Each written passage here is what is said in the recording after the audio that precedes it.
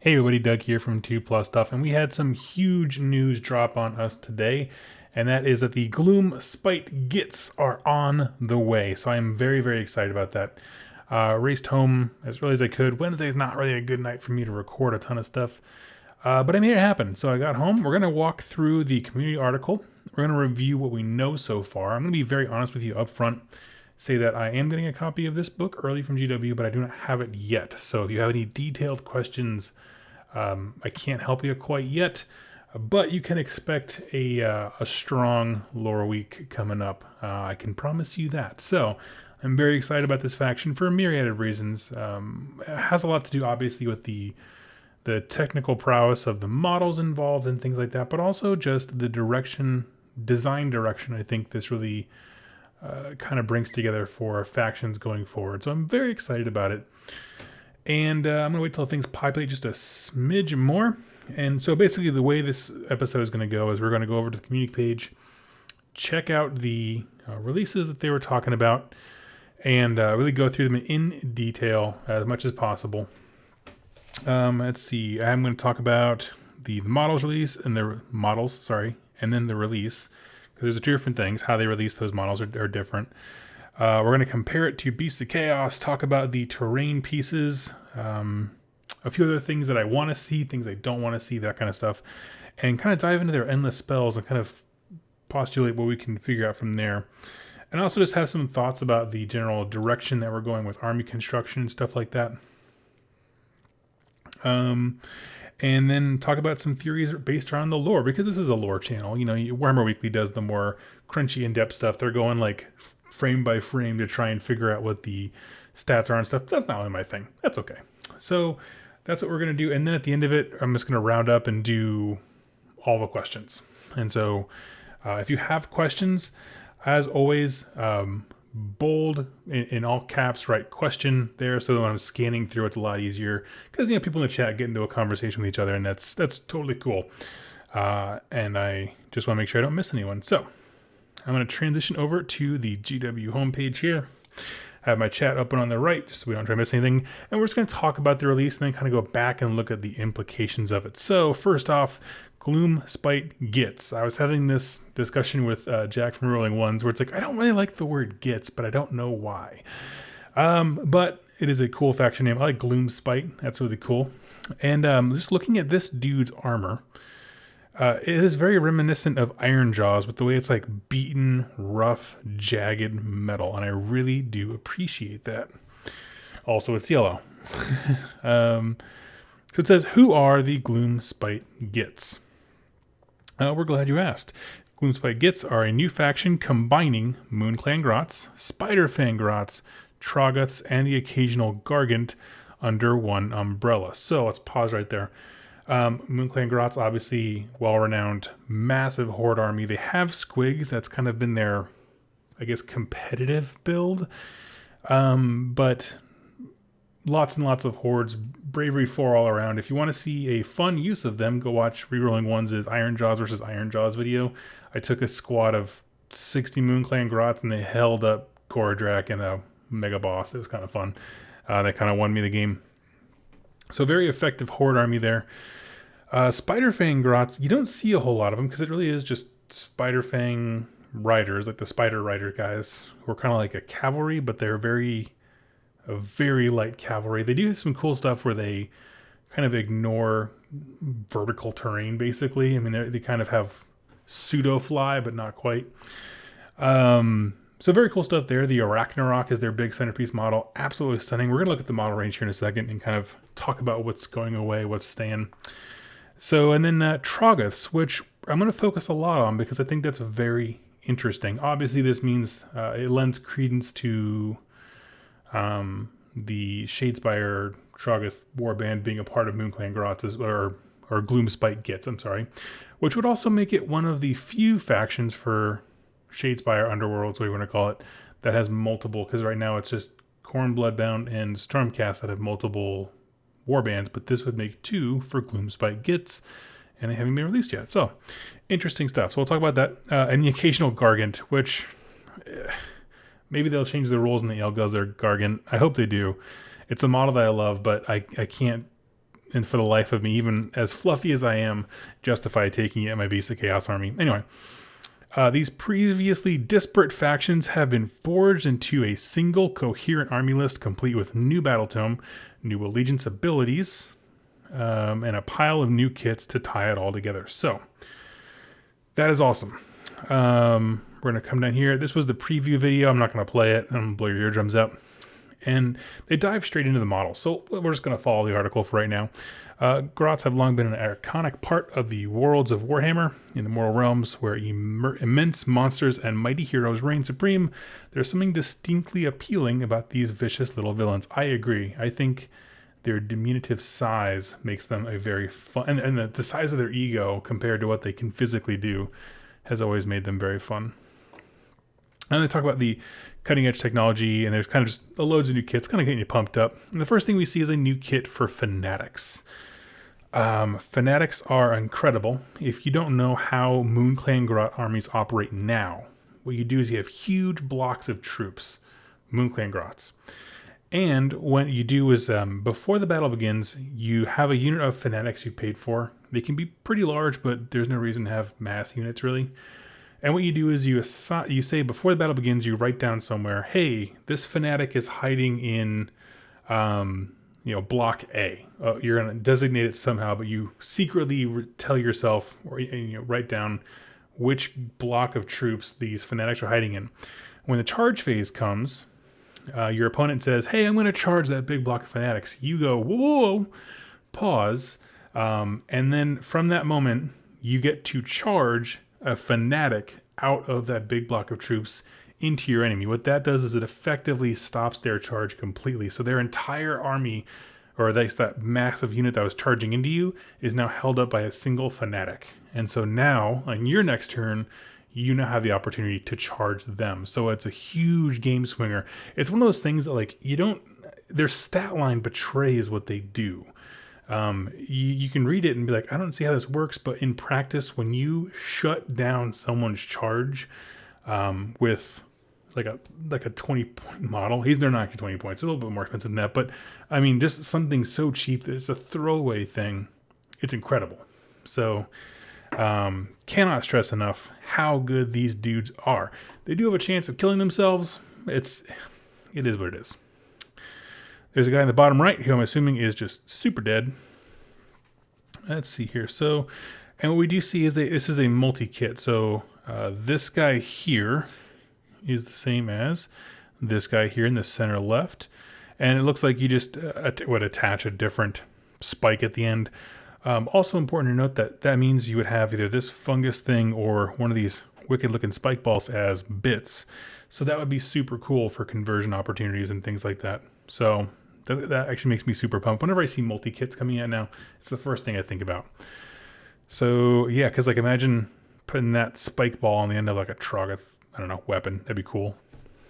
So yeah. I'm assuming the fungus is probably going to be a debuff to your opponent. Meaning, if you land a hit with it, something negative happens. Maybe not outright damage. These guys have a higher end multi-wound ability. Like they can do a lot of damage when it hits. Whereas these things, they don't look nearly as deadly, but I'm sure there's something where they can mitigate some of your opponent's strengths. And then we kind of dive into endless spells, and they get, as far as 4. They have what looks like the Bad Moon flying down at you. A thing of spiders at the bottom here. There's a cauldron with spider legs and some kind of brew in it. And then this mushroom cloud, this looks like an atom bomb going off type thing. Absolutely love it. Let's take a look here. Battletome Gloomspite Gitz has been designed to encompass Spiderfang Grots as well as MoonClan Grots. You'll recognize some distinctly arachnid influences. And of course you have the spider cauldron. Now, I'm gonna save my thoughts on this pause for a little bit, but there you go. You get a big wad of spiders and then the cauldron thing, which I'm kind of curious as to how that functions. If it just splashes crud all around you. And then we go to our hero. I'm very interested that they have a named character for this army. The fate of the Mortal Realms is shaped by heroes and gods. Some, like Archaon, are iconoclastic destroyers of terrifying power. Others, like Marathi, are schemers and plotters who outthink their foes. And then you have Skagrot. I love that kind of period, Skagrot. Who wants to conquer everything he can see because the moon told him to. And we see some pictures. I'm going to blow this up here. And I think... Oh, wrong button. Here we go. I love him. I think he pairs really well with the Fungoid Cave Shaman that we saw earlier come out with Malign Portents. Pairs really well with him. They both have the same like metal chin guard type thing. It's funny, this little squig behind him doesn't seem to match the rest of the squigs we have, but it's cool. They're cool. So yeah, he definitely seems like all Moonclan Grot people should be as a support hero rather than a melee one. Like he just doesn't have a melee-ish pose, you know? So, but he's got some great details to him. This is the voice we hear in the promo, the trailer, and it's a very cool voice. It wasn't nearly as high and whiny as I feel like traditional goblins were in fantasy battles. He sounded very cool. I like that. Then we look at the Bad Moon Loon Shrine, which is a terrain piece. And we're going to take a look at this guy. First of all, not knowing how big it is, I assume this is the size of a man, so it's probably not much taller than the Herdstone for the Beast of Chaos, but is likely a lot wider, just given how far that spire is out to the furthest opposite corner. Probably wider, and there is a cave opening, so I'm wondering if troops will pour out of there and so forth. I don't know, I have no idea. Very interesting stuff. And they come to what I think is the main event of their new model releases that they're showing us. We know there's more coming at the end here, but this is what we know. And this is going to be the Squigs Plastic Kit. So it's, oh, you gotta load? Nope, there it goes. Okay. Looking at the Squigs Plastic Kit. Now, when I see this, they mention in that little blurb above it that there's a lot of versatility to these kits, more so than what you see. And when I think about hearing that versus when I look at this, if you've ever built the Storm Boys for Orcs and 40k, I think it's something very similar where it's like the basis of them all is pretty similar. Like these all squig bodies, pretty similar, but the bits that you can vary up, like the rider, the weapon they're holding, maybe the face of the squig, means that there's a lot more customizability than you might think at first glance. That's kind of my first thought when I read that. I was like, oh, it'd be very similar. Much like those are blasting off with jetpacks, and these guys are jumping off the ground 1 foot on. I'm curious to see how thick that smoke or whatever they're standing on is, just for the purposes of the model is breaking. It still looks sturdier than a lot of the Nighthaunt stuff. I'll say that much. And so we have maybe 2 kits. Let's see here. This multi-part set offers you a huge range of options when customizing your squigs. And so maybe it is 1 multi-part kit. It's very interesting to me because I don't see a whole lot of faces crossing over between the 2. And of course, these guys are leaping on 1 foot as opposed to these, which are more on the ground. So interesting. But it sounds awesome. Or multi-part could just mean that these have like that, like I said, the Storm Boys, where they are technically multi-part, even though they kind of all make the same thing. So these could be 2 different boxes. And that'd be very, very cool. I want the herder to do more. So yeah, pretty cool, huh? We've got, this isn't even close to all the new models, so that's huge. And keep an eye out in the new year for more reveals. So they're kind of done for the next couple days, but this is certainly enough to get us super flippin' pumped. Let's see here. We're going to tackle this. We're just going to, what I always do is talk about what was actually said, and then we're going to review it. So the first thing that comes to mind is when they said, Gloomspite Gitz are a new faction combining Moonclan Grots, Spiderfang Grots, and Troggoths. And like the obvious way to look at this is what they did with Beasts of Chaos. If you're not familiar, I have Beasts of Chaos. I'm really enjoying them. That took Brayherd, Warherd, Thunderscorn, and a whole bunch of random chaos monsters and threw them all in the book. This is kind of doing the same thing. I hope they include more than just the Gargant when it comes to this random one-off models. Going over to the actual GDub page, you will see that if we look for Grots, which is how they just recently reorganized everything, literally everything is there. Every single thing. I can't tell you that all these models are going to be in the Battle Tome. For example, I have no reason to believe that Snotlings will be there, or I don't know, all these squigs are probably just getting recombined into new boxes, or the old Grots versus Moonclan Grots, you know, all those little things. But it is all there, just as it was done for Beast of Chaos. Here's the big thing. What I have found with that is, if it was just Moonclan Grots, I don't think it would be nearly as interesting. And the reason I say that is, it's a massive horde army, but it's the option and the bigger beasties, the Troggoths, right? Those are the big troll dudes who are probably going to cost many points, probably not a couple hundred. They're not that big. Not like a Gorgon size, but they're big relative to a tiny little grot.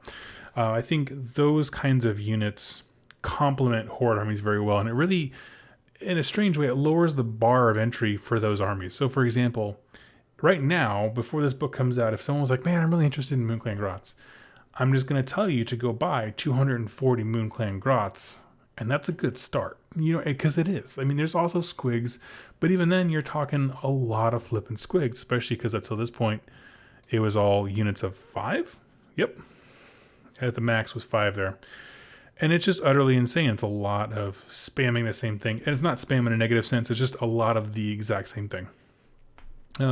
By introducing, first of all, Spider Fang Grots, we have cavalry added to the Moonclan Grot framework, I guess you could say. Cavalry options, because you could ride a squig. But in addition to that, you have a big centerpiece model. Moonclan Grots had no centerpiece model. Nothing huge, really. And then you get the Arachnarok with Spider Fang Grots. In addition to that, the Troggoths offer you a good counterpoint to Moonclan Grots in the sense that they are super tough. I mean, they're going to have a lot of wounds. Probably have more rend on their weapons than a Moonclan Grot thing. And makes it very interesting. So, super pumped about that.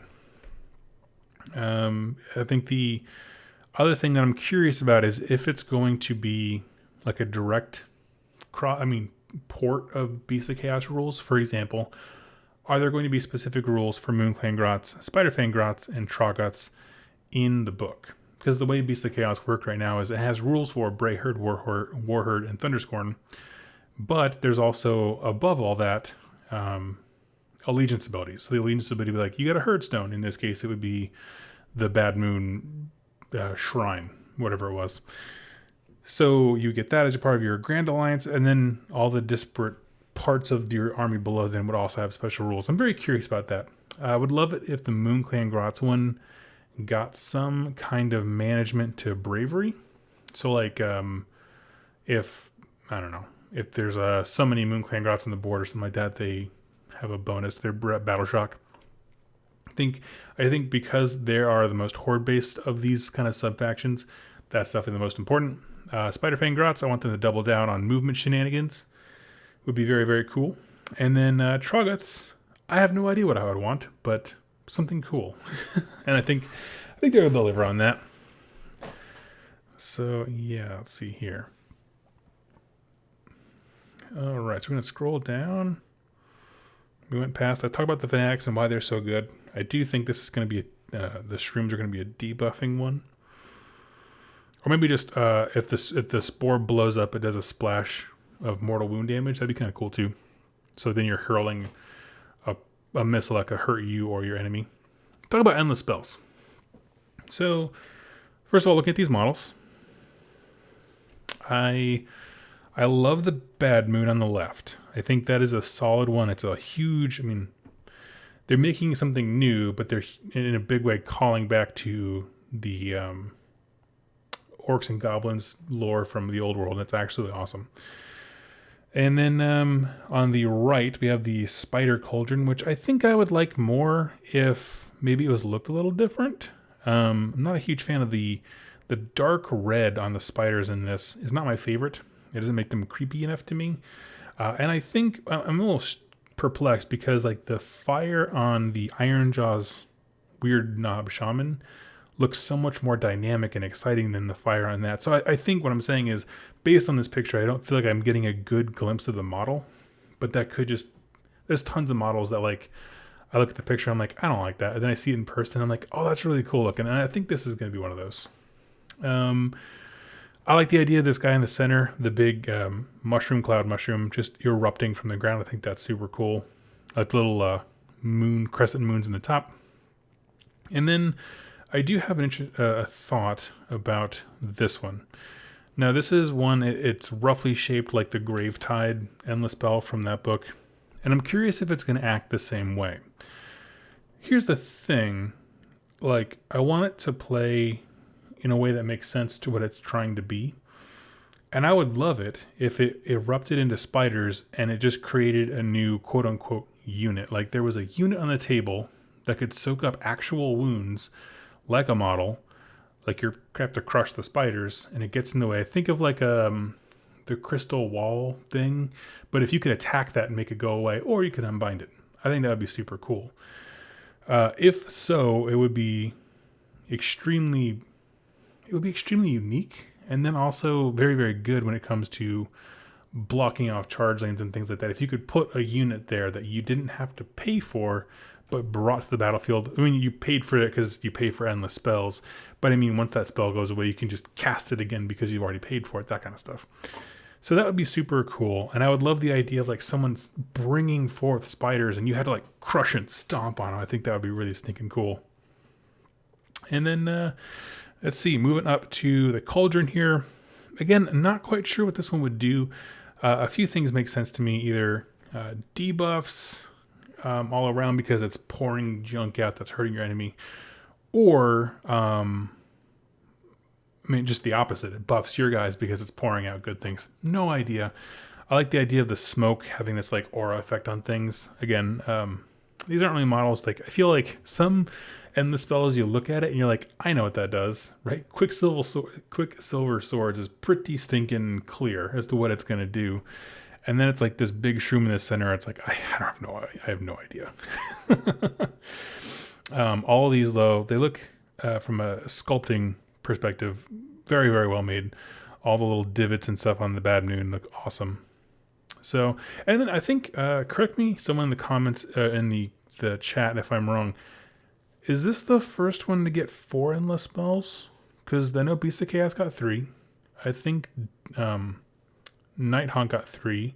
I don't know about the Stormcast one. That's the only one I'm not sure about. But they're all in that same ballpark. So I'm very curious about that. Like I said, I want that spider thing to be a unit. I don't know why. I don't know what the implications of that like on a tournament level are. But my God, that would be so cool. So then looking down at our hero guy. Like I said, I think he's just going to be a support hero. I don't know much to say on that. They don't give you a whole lot based on the model. He looks killer. All these little details here. But there's not much rules-wise to go off of on there. But one thing I do think you can see, they all got 3, except for this. This is the first one with 4. I do want to talk about, and this is something I want us to discuss at the end once I'm done reviewing all this garbage, is the idea of all the many factions that come out now, because Stormcast and Nighthaunt didn't, but many factions having terrain as part of their rules. And I feel of 2 ways about it. Kind of how I feel about summoning, and we'll get to that next. The thing about terrain is that, or having a unique piece of terrain, is when Beast of Chaos came out, there were not many new models. We got Endless Bells and the Hearthstone. And the thing is, it always feels good when your faction gets released that you get something. And even if it's just that simple, just the Hearthstone was incredible looking, it made me feel like we got new models. Well, the thing is, though, every time you do it, it becomes less special, right? The more you do something, the less unique it becomes. And so I'm looking at this going like, first of all, that's a stunning model. Like, it is just absolutely beautiful. I think that I would buy this just to paint it. And that's not something I say about a lot of GW models. That being said, it's like, how many more factions? Because the Deepkin have the boat, which I still struggle with lore-wise. I'm like, why is there suddenly a boat out of nowhere? Whatever. The Hearthstone makes absolute sense, and it looks incredible. The concept for it's been around for forever. And then this guy. So I'm looking at this, I'm like, I want factions to be unique. I don't want everyone to get a piece of terrain. I understand why they do it. Resource-wise, it's probably one of the lowest resource investment ways to make people feel like they're getting something new. And they are. And it's just stunning, and I don't want to diminish that. I just want factions to be unique in all their ways. And so the counterpoint to that, to me saying that, is that I love the fact that terrain rules make the game more interesting in a very easy to control way. Like the Herdstone buffs my army, debuffs my opponent in a very controlled, they can always pull that lever back fashion. Meaning, it does these specific effects. Every turn the bubble grows an exact amount. And I'm sure something like this will be like, okay, if we want to give Gloomspite Gitz a bonus or a buff or debuff their enemies to put them in a better position, how can we create a model or a setup where we can, first of all, if things go awry and it's unbalanced, pull it back, pump the brakes on it. That way you're FAQing this specific model versus the entire faction's allegiance abilities. I think that's kind of the good counterpoint to it. So it gives you a way of having buffs and debuffs to an army, giving it its flavor and its culture in a way that is very easy. It's a one-stop shop to kind of turn it down or turn it up if you need to. So again, there's no right or wrong. I think this is an absolutely stunning model and they knocked it out of the park. I'm curious to see how they build it into the lore, because my big gripe, if you didn't watch my Deepkin videos, just that was actually a while ago now, it feels like forever. Basically, there's nothing in the books or the story to explain why a shipwreck suddenly appears. I couldn't find it, looked for quite a while. Everything else makes perfect sense, why eels can float and why creatures that breathe water all of a sudden can because of the ether sea. All those things are explained, but nothing that magically makes a ghost boat appear. And so I was like, I don't like that, because I feel like you just stuck it in there to do it. But counterpoint, the Herdstone, that lore has been around for forever, and so when they made a Herdstone, whatever, I felt like it fit like a glove. It was awesome. And so I'm curious to see, because this is an entirely new quote-unquote faction, right? It's a new grouping, and they're giving it its own character and flavor. I am very curious to see how they build this into the lore. Now, next point that I want to dive straight into based off of this is this little cave right here. When I look at the cave, the first thing I think is, oh, Moonclan Grots are going to pour out of it. That there's going to be probably some kind of summoning mechanic to get more troops on the field or something like that. That's my first gut reaction. Again, I have no confirmation of any of this. It's just when they released the General's Handbook and all the demon armies came out with their own unique summoning points, and then they released Beasts of Chaos. Again, love the faction. I'm locked into it for 2019. I'm not trading it, selling it, nothing. I'm going to have 1 year, just the Year of the Beast. But I hate the fact that they have summoning. It just really irks me, because it didn't feel like it added anything to the faction. It felt like they just decided to put summoning or some kind of summoning mechanic in their system or in the army. Or we just need to inject this. The points are not super easy to lean into, meaning it's not a mechanic that you can really dive headlong into like you can with Khorne and summoning Bloodletters or something like that. It doesn't really have that potential in the same way. And so the reason I bring all this up is when I think about new factions coming out, I don't want everything to just blanket have a summoning option. I want some armies to stand on their own.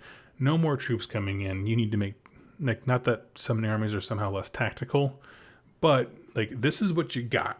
And so the reason that's important with, I think, Beasts of Chaos and Moonclan Grots is because they have these large horde units that can go up to 60 dudes.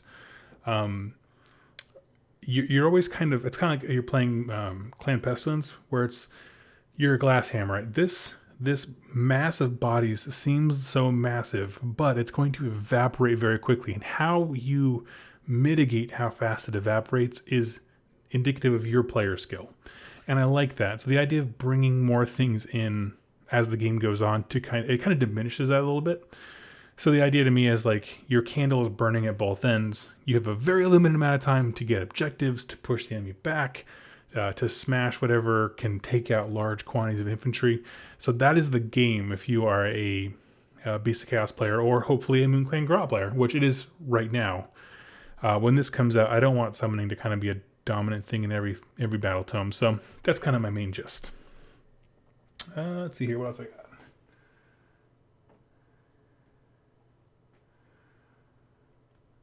We got... Here we go. Sorry. Got my little notebook here talking about my thoughts. We're getting to questions soon here. I already touched on the fact that I think Troggoths are a great inclusion because they allow you to break up. So this way you don't have to have 4 big blocks of dudes, of Moonclan Grots. You can have 2 main blocks and then have supporting everything else. So that would be 2 main blocks would be, what is it, like 520-ish? No, not quite. Somewhere in there. It would be 580 of points. They're just maxed out super units. And then everything else in your list can support that, whether that's through making sure you have command points for Battle Shock, or obviously heroes to do debuffs or end the spells, those kinds of things. So that's kind of the pro of adding Troggoths and things like that, is you can have those higher point units that really complement the massive bodies and also don't break your back while you're playing a game because you have to move 400 models. So yeah. One thing I do want to touch on that I thought was super fun was that in the... we'll go over here to the promo video. Herpta. In the video on the Bad Moon Rises, where there's not going to be any sound, but it kind of walks through like the Loon King talking to the moon, and he kind of goes through the different interpretations of these various factions about what Gorkamorka actually is. And we saw this in the core rulebook when they were describing Gorkamorka. It's like, hey, some people, the Ironjaws see him as this god of war. The Bone Splitters see him as the raging spirit of beasts inside animals. And I had mentioned in the Gorkamorka video, his lore video, that he's interesting because no other deity that we've really met in AOS has had so many sub-factions that perceive him so vastly differently. And so the Moonclan Grot thing, if you're not familiar, pause it right there, is this idea that Gorkamorka was eating the stars in the sky, and he went to go bite the moon, but the moon was too tough. And as he's chewing on it, bits of his teeth are smashing and falling apart and falling out. Some of those teeth fell to the realms and created mountain ranges. Some parts of the teeth are jammed inside the moon and they emanate his power, which is super, super cool. So that's the Moonclan Grot theory, and that's why they live in the caves and things like that. You can get that little bit of lore from the Grand Alliance Destruction book. And then there was the Spiderfang Grots theory, which was that there's some kind of spider god, or whether that's Gorkamorka in some kind of incarnation or not, we don't know. But basically that the moon itself is a giant spider egg, and at some point it's going to burst. And all the realms will be filled to the brim with spiders, which is awesome and horrifying. And the reason that I can't own these models, because my wife would kill me because she hates spiders. And then the third one, which I find the most interesting and compelling, is he mentions there's a common belief amongst Grot Shaman that when Grot Shaman die, kind of their essence gets sucked up into the moon. Well, the reason I find that very interesting is that it's almost like a different kind of Wa, right? Where a traditional Wa, as we know it from Aurochs, Ironjaws, Bone Splitters, whatever, is the communal excitement and energy and electricity between Aurochs that builds and builds and builds, and then some blessed orc, I guess you could say, comes out and can channel that into specific things. So the Foot of Gork or an Arcane Bolt or something like that. Like, it's just channeling the power that's already building naturally. The idea being that last one is if Grots, their power kind of becomes communal in what we would call the Bad Moon, it is its own kind of wall in the sense that it is the spiritual energy of all of these different beings coming together. It's just more stable and in one place, the moon, rather than specifically amongst hordes of varying size in the realm. So that's kind of an interesting idea. The spider one, I think, has the least, has the weakest legs, so to speak, because they were so vague about it. But I like the variety of origin stories that you can go into this with. I think it's super fun. What I'm basically going to do is open it up to questions now. If anyone has a question for me or something they want to discuss, type in all caps question and then write it out, just so I can see it and not miss it. I'd love to interact with y'all. But until then, I'm just going to go around and we're going to check out some of the stuff here. I am back on their GW page. The Ragnarok's definitely going to be in there. Fellwater Tragas will hopefully see the light of day. The thing that I'm not sure if it's going to be around is all of the what we used to know as forest goblin stuff. So you have the pump wagon, rock lobbers, dive catapult, all that kind of stuff. I don't think we'll see that. So first question from Red Fluffy Falcon. Do you think the whole faction can ally with Iron Jaws? I wouldn't see why not. I mean, unless there's some lore that gives us like a reason. Like the only thing I can think of is like if these guys are more of on a religious crusade and it somehow conflicts with what Gordrak's doing and they don't submit to him. That's the only thing I can think of. But right now, from what we know, I don't see any reason why they wouldn't ally. A lot of these units and these sub-factions can ally with him, so I don't see why not. Dislin, are you the guy who plays on rerolling ones? That is me on occasion, yes. I started this channel, and then about a year ago, my friends Mark, Brent, and Jack started rerolling ones, the Battle Report channel, and I go down and guest star every once in a while. That's me. Question thoughts on Trogoths. There was some potato cam of them getting new models. Oh, was there? Didn't even see it. I'm not a big rumor guy, so I don't track those things super harshly. But that's cool. I'm sure they are. Because, honestly, dude, let's take a look. This right now is your Trogoth lineup. You have the super sweet Fellwater ones, which are still great sculpts by today's standard. And then things get progressively more turd-like the further down this list you get. So, I think this was one of the dudes that came with like the Night Goblin versus Dwarf set. So, I mean, I hope so. We know they're getting new Trogoths on some level because of the Night Vault Warband. So it is true regardless. But hopefully they're a lot more fun than these guys. Let's see here. Communist Tyranid, I like that. Question, what other factions do you think will get this treatment? Like Free Guild, the Empire example? Well, here's the thing.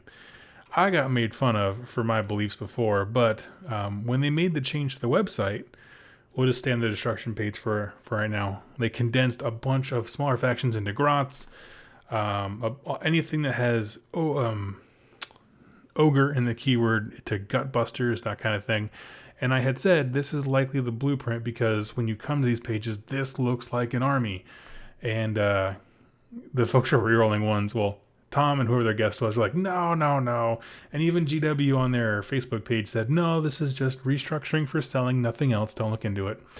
But it just makes so much sense. And thank you, Vince, from Warhammer Weekly for giving me the shout out to be the tinfoil hat guy who says, no, this is exactly what it is. So my point is, I think that loosely, and this is the big keyword, loosely, how they've grouped things on their page is indicative of where they want to go with them in the future. The reason I say emphasis on loosely is because I sincerely think we're going to drop a bunch of kits here. Anything that's squig is going to be redone, it looks like. So, you know what I mean? Like, it's just a general grouping rather than, like, I don't think what we see is what we get. Again, grots is the keyword that when you search for it, you get this entire list of everything that seems to be coming into this, all the sub-factions that are talked about in that article are here, but of course they're going to change. Like, meaning new sculpts, new names for some of them, dropped some of the designs, that kind of stuff. So it's just a loose approximation. Let's see here. So as far as what other ones, I think all of them, all the ones that group together are going to be done like this somehow, some way. Let's see here. Ignatius on Fire. What's your favorite grot unit? That would be the Fanatics. The Fanatics and their ability to hide inside of units and then burst out and then just absolutely ruin your opponent's day with not just to get in the way, but also have a significantly powerful high rend damage attack it's just awesome. It's just so good. And it might backfire and you might totally kill yourself. And that's just fine, but it's so stinking funny. The thing with the Fanatics is they do what I think the Gargant tries to do, which is be scary, right? But also have rules that can blow up in your face. Like have things that totally just don't work. I think there's something like where they could have the potential to like fall down and kill themselves, basically, much like the Gargant does. The difference is he's a huge model and he can't ever run 12 inches because if you roll and he doubles, he just kills someone near him. Whereas like in his case, what I'm saying is his flavorful rules that can blow up in your face are so detrimental that you don't want to take him. Whereas these guys were always so stinking fun. And you can get them for so cheap that if you had 3 of them, maybe one of them does fall down and die. And you just laugh because the other 2 did their job. So, by far, Fanatics. I'm curious to see what these kinds of Fanatics do with the Spore at the end. Don't have a strong feeling about that in terms of like what I think it'll do, but I think it'll be fun. Dylan says, "Oh, he corrected me. You can't have Iron Jaws as an ally if you play Moon Clan. That is interesting." Interesting. Yeah, I think if they went, like I said, more into the lore, I think if it's not a possibility, I highly believe there will be a reason for it, and I'm okay with that. I'm just curious, much like you are. So let's see here. That's the thing, like, because we got so few destruction releases so far, we've had Bone Splitters, Iron Jaws, and Beastclaw Raiders, if I'm not mistaken. And they really definitely during the Rumgate Wars wanted to put Gordrak as like, this is the destruction dude. And so everyone kind of paid homage to him. But with these, they're in a different point in history in the war. We are assuming at least 100 years later, because the events of Soul Wars were so much later than other things, that he doesn't need to be the focal point. So things don't have to revolve around the Iron Jaws.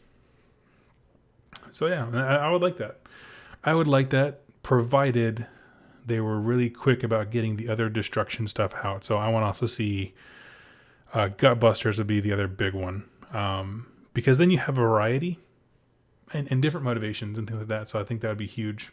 If they're not going to be allies, at least give us more things to choose from so we can have a bigger destruction showing. Let's see. Question: how big do you think the release is going to be? Probably 3 or 4 weeks, I would think. Because you probably got your Battle Tome and some kits. I mean, there's a lot of kits. Let's talk a look. So we have the Fanatics kit, the Endless Spells, which we'll probably come out at the same time as Battle Tome, the Loon King, the Loon Shrine, the Squigs, which I think this is 2 different kits.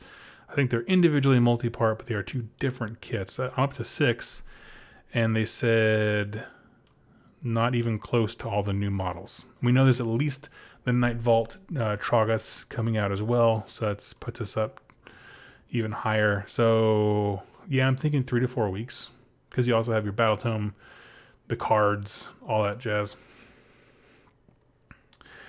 Spezia Poet, what would be your next step? What would your next step units be for the release for the Greenskin army? Are you asking like what my next steps would be for the release of a Greenskin army? Like if they put out a Greenskin army, there's not many units there, so they would have to add a lot of things or add Greenskins to a lot of things, like supplement another faction. That's a tough one. Greenskins is one of those things that it's a holdover where they didn't really add it to anything, and I'm not quite sure, to be honest with you.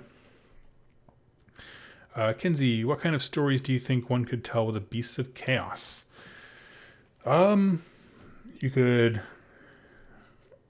do quite a bit. So parts of the book have them kind of posed as like tribal people. Dropped my ring. Who are defending their territory and things like that. As civilization encroaches upon them, they could do that. They could be raiders. There are kinds that just travel marauding through the realm gates and terror destruction, kind of like how Beastclaw Raiders just kind of rove around like crazy with the storm chasing them. They just go around destroying things. There's also your like mine are the Gave spawn, which is a specific Great Frey who their specific purpose is to see the realms get warped. They like when things are kind of like how Nurgle likes to see things putrefy and get gross. They're the same way with things warping and twisting and falling apart. So any kind of quest that's designed on amplifying chaos power, making more herd stones to do that kind of stuff. A lot of quests to be out there. Are you going to start a Gloomspite Gitz army when they come out? I am probably not. And the reason I say that is not because I don't think they're cool. They have an incredible model release. This dude right here, we haven't even seen a model for him, and he looks baller. But I'm probably not going to because I don't think they're going to fill a vastly different role from my Beast of Chaos, which is, again, if you're a follower of the channel, you know that Chaos Undivided is like my thing. So that is what they do. And so I feel like not only am I losing the thing that I'm passionate about, the Chaos Undivided, but I think fundamentally it's going to do something very similar, but in a good way. I'm just going to put the camera back at me so we just chat a little bit. I think they're going to just fundamentally do very, very similar things, and I'm okay with that because destruction needs those kinds of things. Chaos, not so much anymore. And let's see here. Are you going to, let's see here. Do you think it will, hold on, do you think that it will come a new big unit to this faction? I don't really understand the question. Do I think they're going to make a new unit? I think the biggest unit they have is Moonclan Grotz at 60 dudes max, and that's not changing. I highly doubt that's going to change. Stephen Chan, did you ever read Fury of Gork by Josh Reynolds? I have not. I didn't know that Josh Reynolds wrote that one. That is super interesting. I'm going to go write that down right now, actually. Fury of Gork. I try to read all his stuff because I think Josh Reynolds is the best author in Black Library. Let's see.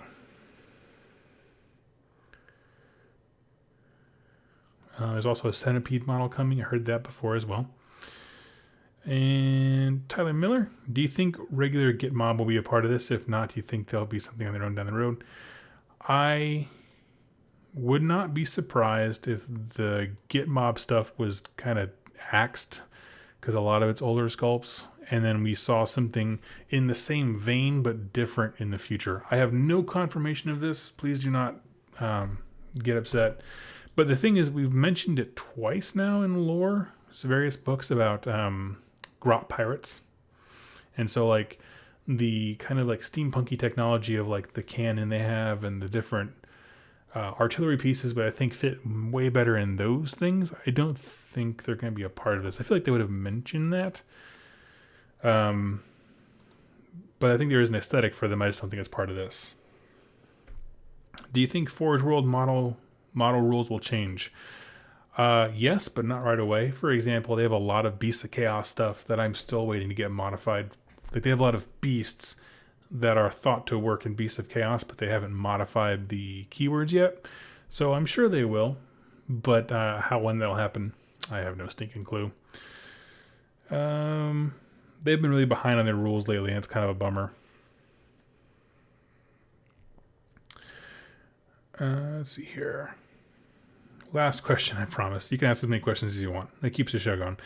Could we be seeing a rise in smaller deities and gods since we are seeing the Bad Moon as well as my Lord and Xavier Morger from Shadow Gave?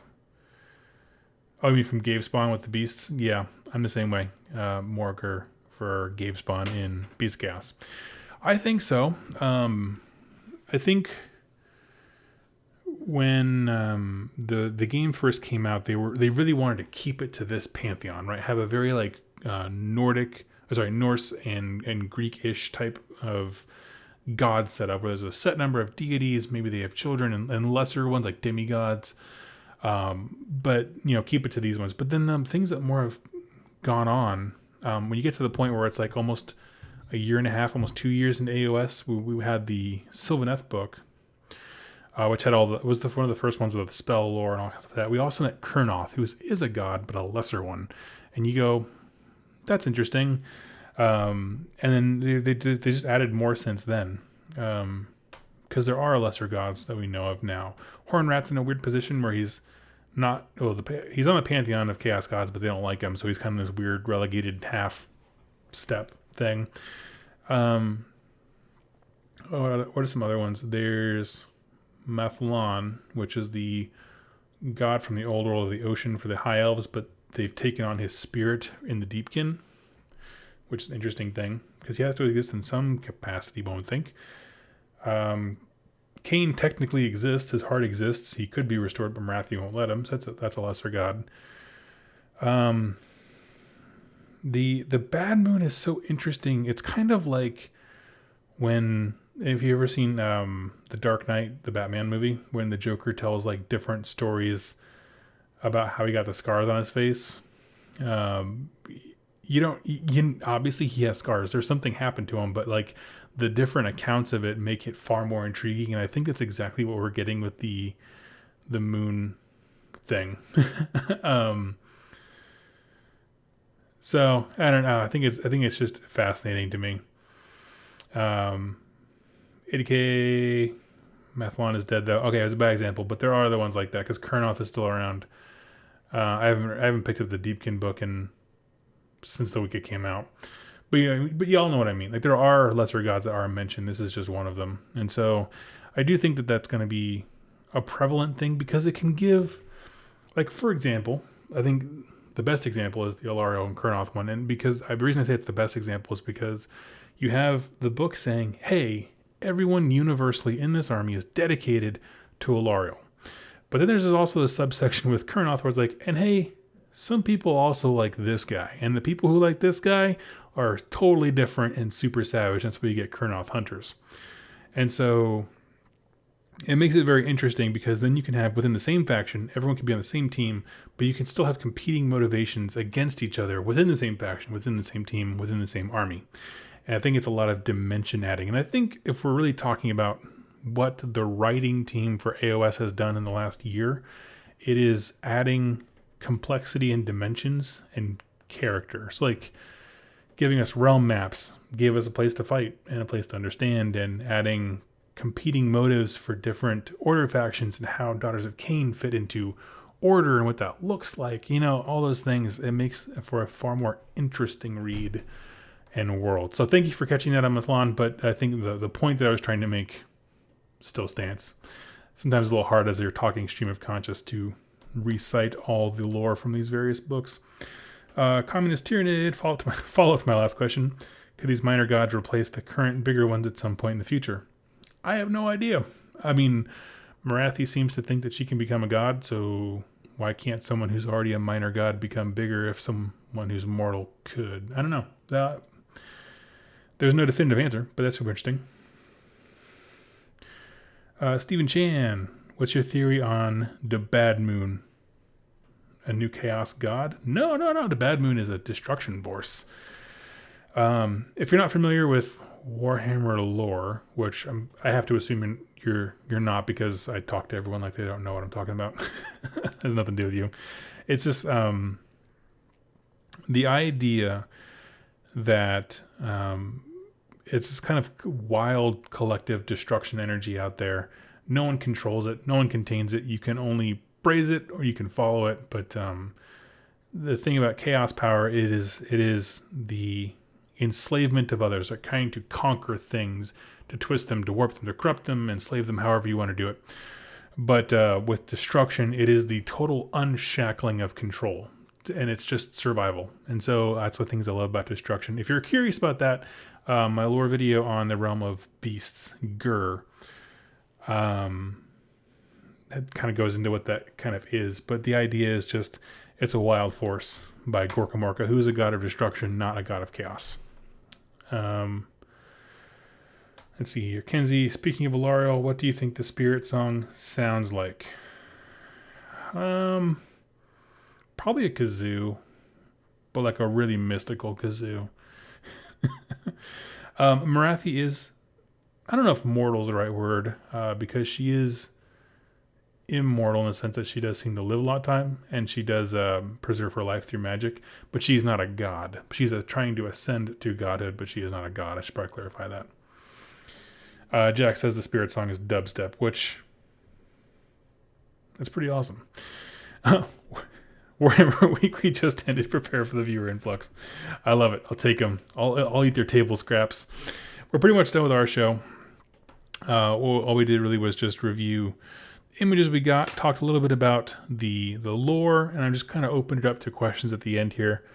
Had a good few thoughts about wild speculations on endless spells, things like that. And I'm going to open it up for the last, we'll say, 5-10 minutes. If anyone has any questions, go ahead and ask them now. I'm trying to think. So one thing I'm interested is that this dude at the top, this guy here, I can't really blow up that picture.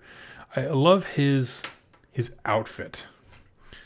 That like raw metal helmet thing he's got going on, I think is absolutely incredible. I would love it if there was a heavy unit for MoonClan kind of stuff. I mean, there is no MoonClan anymore. It's just Gloomspite, but you know what I mean. Or you have Grots that are just quote unquote heavily armored, so maybe they get like a 5-up save instead of a 6 or something stupid like that. But they have better weapons, and I think looking at the sub factions that were combined, the biggest thing is a lack of rend and multi-damage wounds.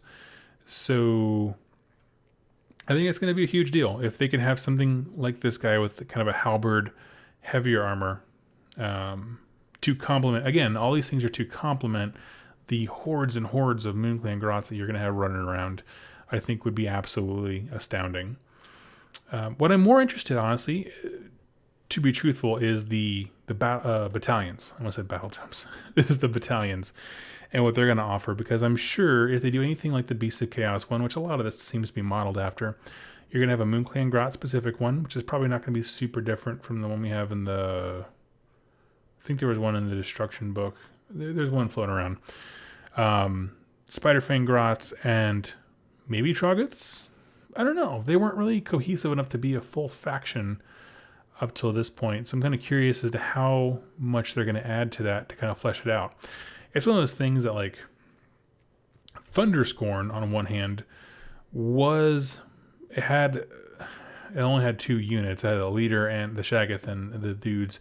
But even then, because they were a little more sentient and a little more, I don't know, model-like, unit-like, I should say, it was enough to be a sub-faction that when they added it, you're like, oh, cool, they're combining that faction. Troggoths just kind of seem like a bunch of solos, and so I'm kind of curious as to how they're going to work that in. But I'm very curious to learn about their battalions if they include one. If anything, it'll probably be like how they include the Cygor and Gorgon into battalions for Beast of Chaos, where it's just like, take all the stuff you ever wanted to take, and hey, if you want to, 0 to 1 requirement on a Troggoth, which would be fine. But yeah, I'm very excited about that. The things that I'm interested in is the battalions that allow you to mix these things together and what that'll look like. Again, we're looking at Beast of Chaos, which is the same format. You have ones where you can mix up heroes and units and from all the different parts of your armies. And their big thing is that you can dedicate them to Chaos Gods, but in this sense, you wouldn't have that. So how are they going to make those battalions super unique? And I think kind of exploring different design space, like obviously buffs to your army. I love the Iron Jaws ones that allow you to do extra things. So, hey, everyone gets a D6 extra movement if this one guy is still alive. That's going to suck if you have 200 miles on the table, but hey, you can do it. And then other ones like, hey, before the game starts, move 15 inches. Like, those are Iron Jaws ones that allow you to, like, because you took this battalion, it changes the way your army fundamentally functions, at least that part of your army. And I think rather than dedicating to Chaos God, if they go that way of just designing different ways to make things unique, going to be super interesting. Let's see here. Kinsey, do you think these different teachings of the Bad Moon will influence abilities? I sure hope so. I hope that much like the physical attributes of the Brayherd, Warherd, and Thunderscorn affected their thematic rules and how their allegiance abilities worked out, I do hope that the beliefs, so if you guys are just tuning in, the MoonClan Grots think that Gorkamorka tried to eat the moon and his teeth broke off, and that's why it has its power. Like, there's some of his teeth in the moon, and then some fell to become mountain ranges. The spiders think it's a giant egg, and all the shamans think that when they die, they get pulled. Their power gets pulled there into one big, I don't know, uber pool of power. I'm not quite sure about how that'll all pan out because shamans isn't really a sub-faction to be reflected in that, but it would be really cool if, all of them see the bad moon as the source of all the power, one way or another. How it got that power is different, but it is all the source of the power. The difference is that the spiders are interesting because it's the only one that has the power being unleashed in an active way. So spiders pouring into the realms. I don't know, I think it's cool. How do you think Skagrot united all these grots? Probably through drug-induced hallucinations, a lot of boasting, and killing the right people at the right time, because that's what grots traditionally do. Yep, exactly. Shrooms. Exactly. You have I'm trying to think of there was a Malign Portent short story where there was a Moon Clan leader, who was struggling to kind of get his troops in order, and then a shaman, the fungoid cave shaman, pops out of nowhere, and it's like, "Hey, I can help you lead your dudes." And he follows him because they revere mystics. The tone seemed to be that they revere shamans, kind of like older tribal cultures do, where you have your chief, but then you have the religious leader, and people will listen to the orders of the chief, but they revere and honor the elders and the shaman and that kind of stuff. I think it's that kind of culture setup. So they followed him with no problems, and he ultimately screwed them over in the biggest possible way by dumping them Shyish, but that's not the point. Yeah. So anyway, I think that's how you unite him, because if he says that he had a vision from the bad moon, that would give him instant credibility. So what if the bad moon is just a really big mushroom? Totally possible. What I'm more interested in is when they talk about the bad moon, are they talking about an entity that's in the sky, or are they just attributing power to the backside of what was it, Hyish and Ulgu are the sun and shadow, day and night of the thing? I know that realms have planetoids floating around, but what does that mean if different realms all see the bad moon? What are they actually seeing is kind of an interesting idea. Third question, is the bad moon a certain lunar event or its own celestial body, or what? Yeah, I'm sorry, that's actually I was pontificating as you asked that. I don't actually know, and it's actually one of the things I'm really interested to learn about. It's right up there with what the terrain is as far as what I'm most interested in. In the old world, the bad moon, it was a physical celestial body. It was just up there. What I'm more interested in this one is because the realms are so vastly different. If you have Gitz, or Get My Bits, if you have this army, the Gloomspite, gets in one realm and another set in a different realm, what are they both seeing? Are they seeing the same thing? So I'm very interested in how that works out. I don't have an answer for you, but it's very cool. Let's see here. I think it just suddenly appears in the sky, a la the Tyrant Star from 40K. Totally. Cool. So, let's see here. We're at about an hour. I think, friends, that we are just about to wrap it up. Go back here. I don't think there's anything else really to cover. Let that roll just in case I missed something. Skip ahead. I know that the guys on Warhammer Weekly were going frame by frame looking at all this stuff, and I just...